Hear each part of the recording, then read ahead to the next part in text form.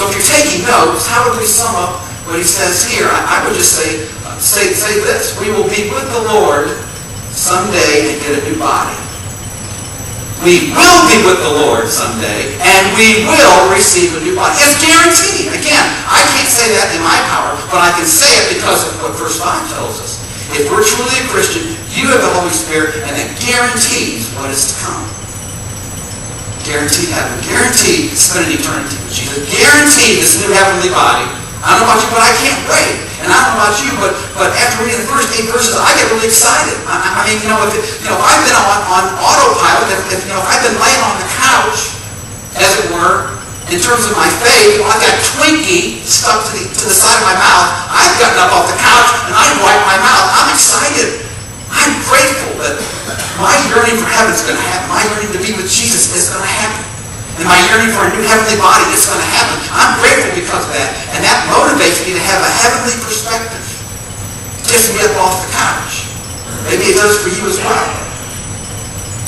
But beginning in verses 9 and 10, the Apostle Paul, just in case we are not motivated to get off the couch. I don't know how you cannot be motivated to get off the couch yet, okay? But in case you're still on the couch, and you're still stuffing pizza in your mouth, and maybe you're about to doze off when it comes to your faith, okay?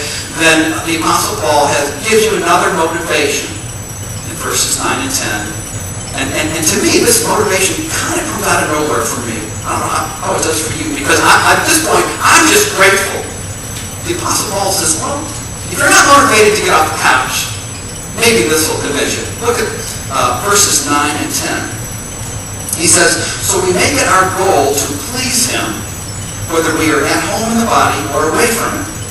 For we must all appear before the judgment seat of Christ, that each one may receive what is due him for the things done while in the body, whether good or bad.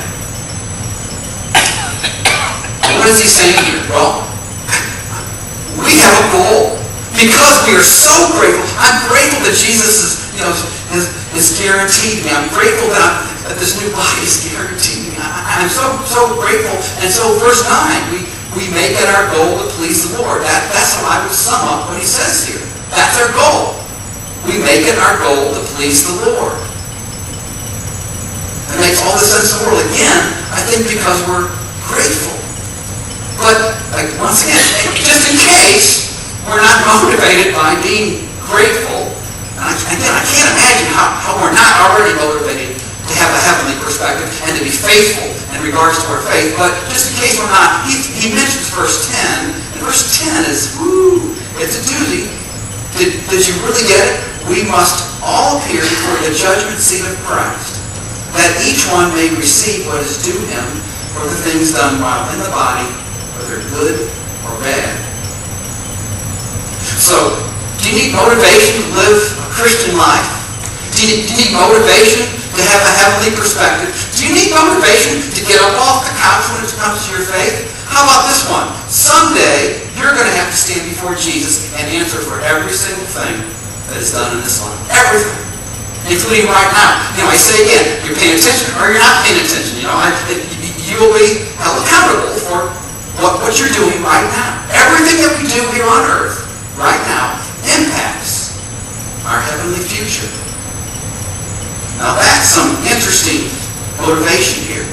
We will all stand before the judgment seat of Christ. Now, for some of you, you might be kind of a little uncomfortable here now because you're thinking, wait a minute, Chris, I thought when I became a Christian that I was going to be judged for my sins, I was going to go to hell. Verse 10 seems to say that I could be in danger here, and you know what? You're not in danger.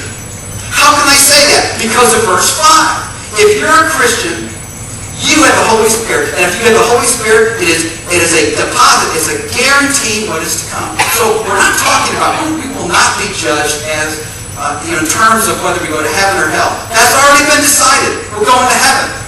It's already been decided, okay? But we will be judged regarding our works, our deeds. In other words, have we been faithful in our life here on earth, or have we been unfaithful?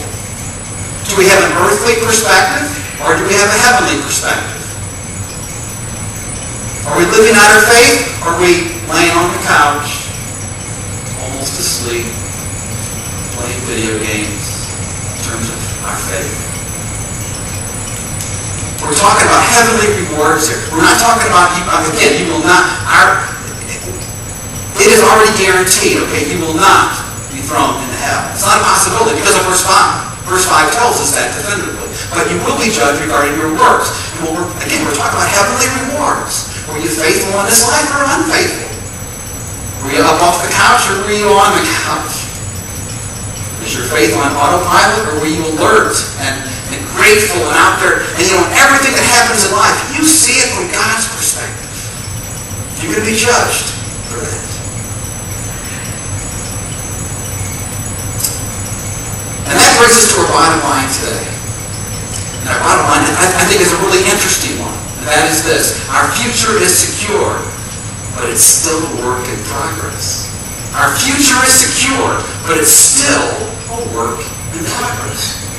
Our future is secure. That is, are we going to heaven? Yes. Do I have to fear standing before the Lord? Fear in terms of, is there a possibility of being thrown into hell? And the answer is no. How can I say that? Because of verse 5. If you're truly a Christian, you have the Holy Spirit. It's a guarantee what is to come. You don't have anything to worry about. Your future, praise God, your future is secure. But your future hasn't been fully determined yet. Why? Because the Lord is waiting to see, what are we going to do during this life? Does Chris get any heavenly rewards? We don't earn these heavenly rewards, by the way, for our faithfulness. God, by His grace, decides to reward us simply by being faithful. We should just, it's just our duty. But the Lord in His grace promises heavenly rewards. We can make heaven, I don't know how else to say this, we can make heaven a better experience if we're faithful now. If we do a good job of pleasing God right now, heaven is going to be even better than it could be. On the other hand, if we do kind of a lousy job pleasing God, well, you know what? Heaven's not going to be as good as it could have been. We're still going to heaven. Our future is secure because of verse 5. It's a guarantee. But it's still a work in progress. The Lord is waiting to see, what are you going to do, Chris? How faithful are you going to be? Are you going to have a heavenly perspective or an earthly perspective? Are you going to stay on the couch? Stay on the couch, Chris, regarding your faith. Well, heaven's just not going to be as good as it could have been for you because you were unfaithful. Our future is secure, but it's still a work in progress. I tell you what, I've been praying that you guys really just grasp this thought that our future is secure, but it hasn't been determined yet. You're determining it right now. You determined it in part what you did yesterday and the day before, and you're going to determine it in part what you're doing right now, what you're going to do this afternoon, what you're going to do tomorrow, the next week, the week after that. We impact everything we do here on earth. It impacts what our heavenly future is going to be. So obviously, pleasing God is a high priority, right? We want to be faithful. We want to have this heavenly perspective while we're here on earth. We don't want to be laying on the couch when it comes to our faith. We want to be active, wide-eyed, and just excited for the Lord, see everything from His perspective. But it all comes down to really pleasing God, okay? So all three suggestions on our to-do list today have to do with pleasing God. Now, this list is not all-inclusive. It could possibly be. We could be here all day. I could list all the things that, how we could practically speaking please God. But I'm going to mention three things. And I think if you do these three things, that would be well